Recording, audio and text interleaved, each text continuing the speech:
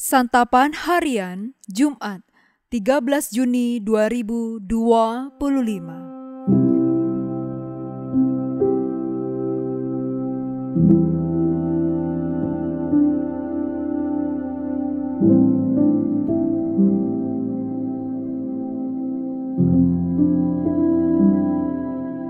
Inilah program Santapan Harian, sebuah program yang mengajak Anda menelusuri isi Alkitab, agar Anda menemukan makna firman Tuhan sesuai dengan konteksnya. Santapan Harian tertuju bagi Anda yang ingin memiliki kehidupan rohani yang segar, kuat, dan sigap.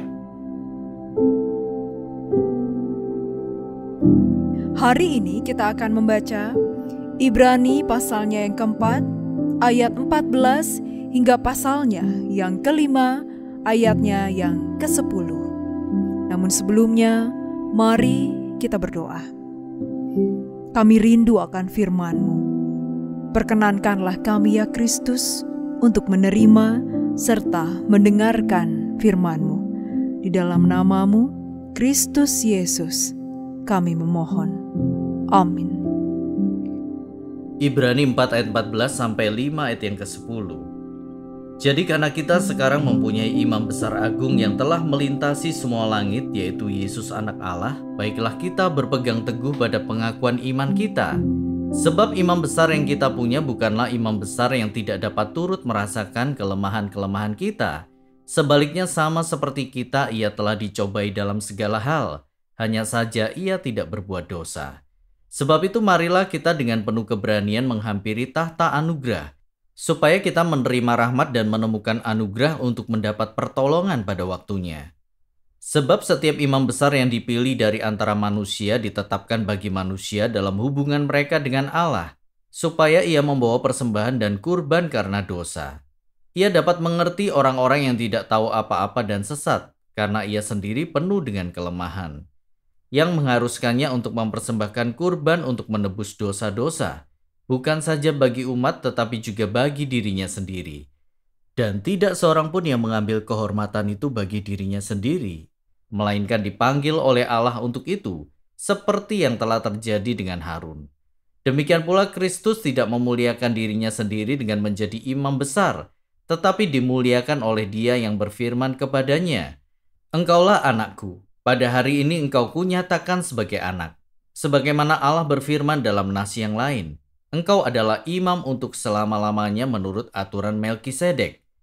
Dalam hidupnya sebagai manusia, ia mempersembahkan doa dan permohonan dengan ratap tangis dan air mata kepada Dia yang sanggup menyelamatkannya dari maut. Dan karena kesalehannya ia telah didengarkan.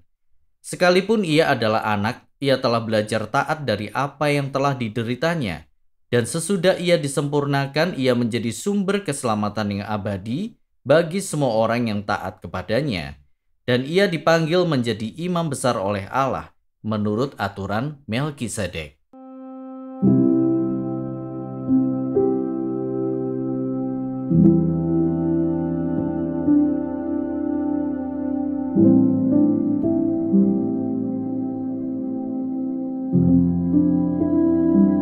Sahabat Santapan Harian, di dunia pendidikan ada istilah pembelajaran seumur hidup. Artinya adalah proses belajar yang dilakukan terus-menerus seumur hidup. Hal itu disertai kerelaan dan motivasi diri. Yesus Kristus belajar menjadi taat kepada Bapa. Hal ini ditegaskan penulis setelah penjelasan bahwa Kristus adalah imam besar yang dipilih dan diangkat oleh Allah. Hal ini persis sama seperti pengangkatan imam besar yang terjadi di dalam tradisi Perjanjian Lama. Jabatan yang diberikan Allah secara turun-temurun dari suku Lewi. Tugasnya adalah mempersembahkan kurban untuk pengampunan dosa dan melayani umat Allah. Namun, imam besar itu adalah orang yang lemah, sehingga harus memberikan persembahan kurban penghapus dosa atas dirinya sendiri. Penulis surat Ibrani ingin menegaskan bahwa Yesus Kristus adalah imam besar.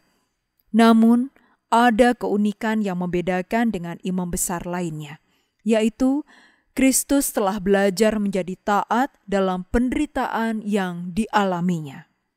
Kristus telah mengerjakan karya keselamatan dengan sempurna sehingga ia menjadi sumber keselamatan. Keunikan Yesus yang mau taat dalam penderitaannya menguatkan jemaat penerima surat Ibrani. Dengan teladan dari Kristus dan iman yang teguh, mereka belajar taat ketika menghadapi penderitaan. Dengan belajar taat, fokus hidup kepada Allah menjadi terpola, teratur, bahkan menjadi perilaku yang secara spontan keluar dari dalam hati, hingga menjadi kebiasaan baik. Sebagai pengikut Kristus, kita diingatkan untuk senantiasa belajar taat atau membiasakan diri dalam ketaatan kepada Allah. Ketaatan ini terwujud dalam tindakan yang terpola dan teratur, dan seharusnya menjadi target dalam kehidupan setiap pengikut Kristus. Mari kita sadari bahwa proses belajar taat itu adalah proses sepanjang hidup kita dalam mengikut Yesus yang harus kita tekuni sampai hembusan nafas terakhir. Prinsipnya adalah mendengar dan melakukan firman Allah. Dengan mematikan keinginan diri sendiri, pola hidup kita akan terbentuk mengikuti kehendak Allah. Mari kita berdoa. Tuhan Yesus, tolonglah kami untuk mengasihi Engkau dan orang lain melalui ketaatan kami kepada firman-Mu dalam kitab suci. Dalam nama-Mu Kristus Yesus, kami bersembah. Amin.